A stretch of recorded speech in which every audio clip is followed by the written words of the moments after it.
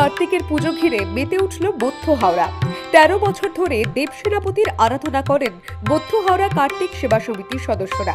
বর্ধমানের কাটোয়া, হুগলির বাঁশবেড়িয়া সহ বিভিন্ন এলাকায় বহুদিন ধরে থিম ও আলোকসজ্জায় জমজমাট বারোয়ারি কার্তিক পুজো হয়। সেই ধারায় সামিল হয়েছে হাওড়াও।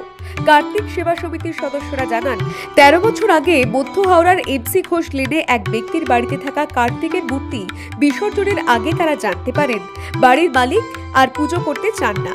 সেই মূর্তি পাড়ার কয়েকজন যুবক মিলে পুজো করতে শুরু করেন। তারপরেই শুরু হয় বারোয়ারি পুজো। ইতিহাস হচ্ছে, প্রথমে এটা একজনের বাড়িতেই ঠাকুরটা ফেলা হয়েছিল, তো তারা পুজো করে না, আমাদের এই তেমাথা রাস্তায় রেখে দিয়ে যায়। তো সেখান থেকে আমরা পুজোটা আরম্ভ করি। তারপর আস্তে আস্তে হতে হতে হতে বড় হয়ে গেল পুজো। না, আমরা সেই চালু করে গেলাম, বড় আরো আস্তে আস্তে বড় হলো, ঠাকুরের আশীর্বাদে আরো বড় হলো ঠাকুর পুজো।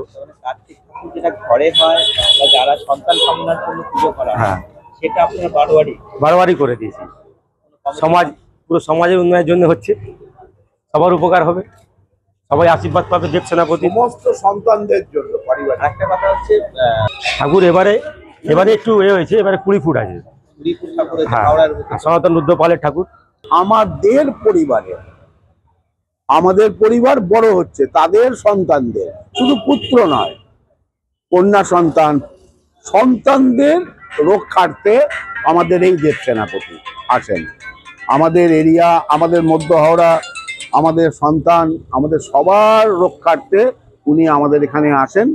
7 দিন 8 দিন থাকেন, থেকে আমাদের আশীর্বাদ করে তবে ফিরে যান কৈলাসে। সমিতির সদস্যরা জানান, একদিনের পুজো হলেও 7 দিন ধরে চলে অনুষ্ঠান। ভক্তদের ভিড়ে মুখরিত হয়ে ওঠে এমসি ঘোষ লেন। গত কিছু বছর ধরেই মধ্য হাওড়ার অন্যতম আকর্ষণ হয়ে উঠেছে এই অনন্য কার্তিক পুজো। হাওড়া থেকে দেবাশিস গোছাইতের রিপোর্ট, দ্য ওয়ার্ল্ড নিউজ।